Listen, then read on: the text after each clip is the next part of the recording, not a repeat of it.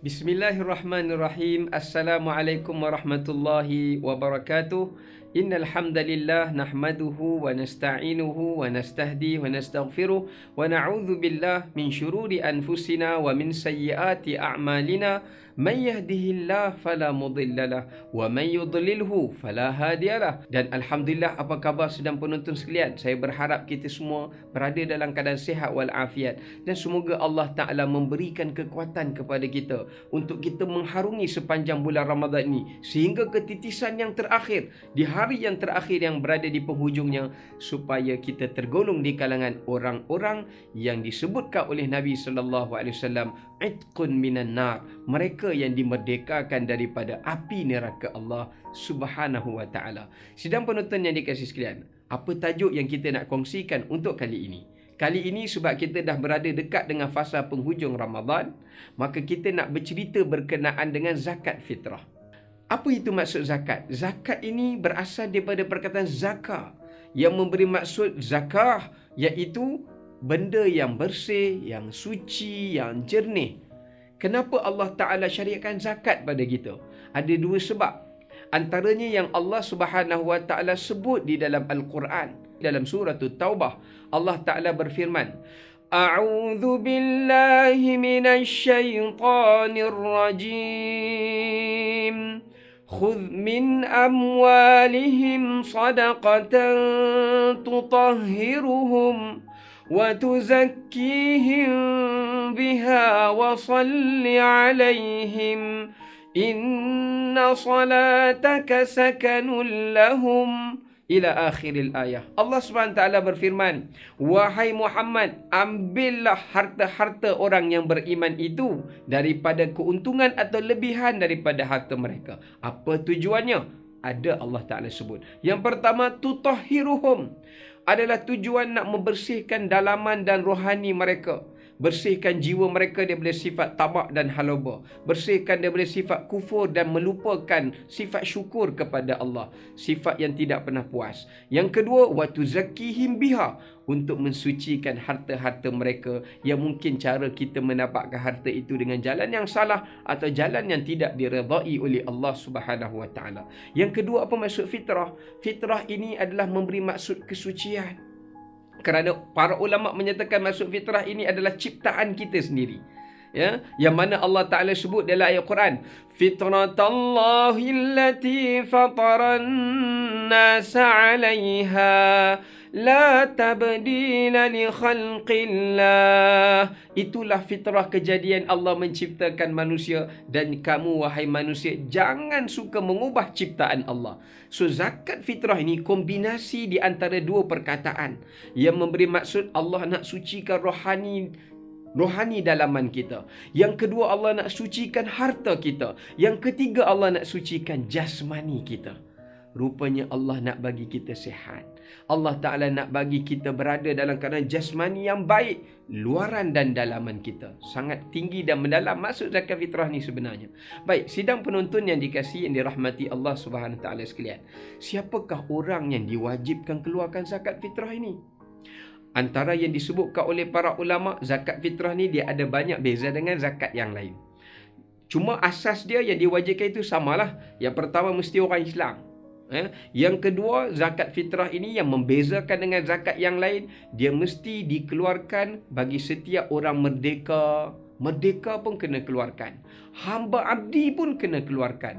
Anak kecil pun kena keluarkan zakat. Orang dewasa pun kena keluarkan zakat daripada kalangan orang Islam. Jadi ini golongan-golongan yang perlu mengeluarkan zakat, ya, yang mesti dikeluarkan zakat. Cuma kalau seorang bapa atau seorang ayah yang mana dia ada tanggungan isteri, ada tanggungan anak-anak, boleh jadi juga ada adik-beradiknya atau saudara maranya yang susah, yang menampung, berada di bawahnya, di bawah tanggungan dia, dia juga perlu bayarkan untuk saudara dia, adik-beradik dia yang susah. Kalau dia itu yang berkemampuan untuk bertanggungjawab menyara adik-beradik dia. Termasuk juga mak ayah kita. Kalau mak ayah kita dah tua, dulu mereka bayar zakat fitrah untuk kita. Mereka dah tua, mereka dah terputus daripada sumber pendapatan mereka, mereka bergantung kepada hasil daripada rezeki yang Tuhan bagi pada kita. Kita juga kena keluarkan zakat fitrah pada ibu dan ayah kita sebab mereka dah menjadi tanggungan kita. Ya, baik. Maksudnya dekat sini kesimpulan dia bahawa semua orang yang berada di bawah tanggungan kita, kita wajib mengeluarkan zakat kepada mereka kerana zakat fitrah hukumnya adalah wajib. Ya. Okey, sekarang ni kita nak berbincang pula berapa kadar kena keluarkan zakat fitrah ni. Kalau berdasarkan pada hadis Nabi SAW dalam riwayat Abdullah bin Umar tadi, Nabi kata sa'an min tamrin atau sa'an min syair.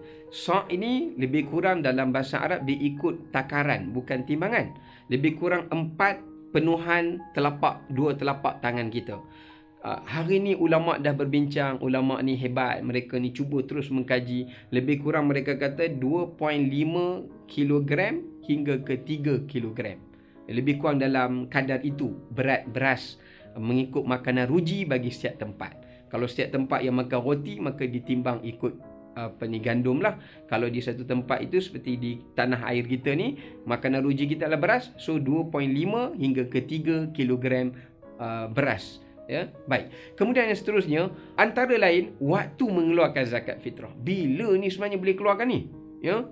Yang pertama, para ulama bersepakat, bersetuju ke semuanya, waktu mengeluarkan zakat fitrah bermula daripada waktu terbitnya matahari pada hari pertama di bulan Ramadan sehinggalah kepada yang dikatakan waktu yang pengakhirannya sebelum ditunaikan salat sunat hari raya Aidilfitri. Itu tempoh sebulan yang sangat panjang, termasuk sebelum pagi hari kita menunaikan bersama-sama salat hari raya Aidilfitri. Itu tempoh boleh mengeluarkan zakat. Cuma ulama' ni ada bincang lah. Ada setengah orang dia suka bayar awal sebab dia takut ujung-ujung ni lupa. Ada setengah orang dia suka ambil semangat Bollywood, kan? Hero Hindustan suka lalas, kan? Last minute baru dia nak bayar. Last sekali lupa nak bayar. Bukan Hindustan dah tu, dah dirasuk setan nampak gayanya.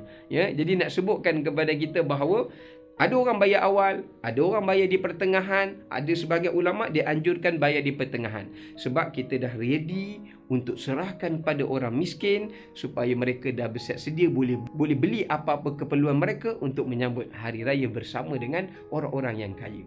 Cuma sebagian ulama' kata waktu yang paling afdal juga pada zaman Nabi SAW adalah waktu kita keluar di pagi hari raya Aidilfitri untuk kita mengeluarkan zakat fitrah ketika itu sebelum ditunaikan salat hari raya. Itu paling terbaik. Sebab zaman Nabi SAW, masa orang miskin keluar juga hadir untuk salat hari raya, orang kaya ketika itu bagi on the spot. On the spot. So, kaedah tu zaman kita sekarang ni mungkin kita dah serahkan pada pihak jabatan zakat dan sebagainya. Bayar awal pada mereka supaya pengurusan mereka kepada orang miskin itu lebih mudah dan tersusun dan lebih teratur, insya-Allah. Baik.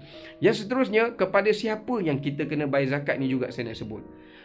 Ulama' kata orang yang perlu keluarkan zakat fitrah ini adalah mereka yang kalau dia ada makanan yang cukup untuk malam terakhir Ramadan, malam ke-30 sebagai contoh, dan juga hari pertama Syawal, dia masih lagi ada makanan untuk dirinya dan keluarganya, maka wajib ke atasnya mengeluarkan zakat fitrah juga pada pagi esoknya. Baik. Kemudian yang seterusnya, apa cerita pula Ustaz? Kalau orang tu dia terbayar zakat fitrah tu lepas main raya, ya Allah, dia sampai awal tu ngasyik dia bertakbir tu sampai terlupa nak bayar. Maka ulama' kata, dalam hadis Nabi kata, wa an takhruja qabla an tuaddiyas salah. Mesti zakat fitrah dikeluarkan sebelum sembahyang. Kalau dia keluar lepas sembahyang, maka Nabi kata fahiya sadaqatun minas sadaqat. Dia jatuh hukum sedekah sunat sahaja. Dia tak sah jadi hukum zakat fitrah. Tapi hutang ke atas dia pada tahun lepas, tahun itu yang dia tak bayar, dia kena bayar 2 kali untuk tahun akan datang. Ya, itu cara yang perlu dia tunaikan balik. Dan sebagai penutup dan pengakhirannya, apakah benefit keuntungan kita daripada pembayaran zakat fitrah? Ada dua benda matlamat hikmah Allah Ta'ala mensyariatkan. Yang pertama, dalam hadis riwayat Ibnu Abbas menyatakan wa huwa tuhratun lis-shaim. Rupanya kita bayar zakat fitrah ni, Nabi bagi tahu dekat kita, dia nak tampung segala kecacatan dan juga kekurangan dalam ibadat puasa yang kita buat. Yang kedua, tu'matun lil masakin. Kita nak berikan kegembiraan, kita nak kongsi share kekayaan kita dengan orang-orang miskin supaya mereka juga merasai kehidupan berhari raya bersama dengan kita. Wallahu ta'ala alam. Sekadar itu yang dapat kita kongsikan pada kali ini. InsyaAllah jika panjang usia, kita bertemu lagi. Wassalamualaikum warahmatullahi wabarakatuh.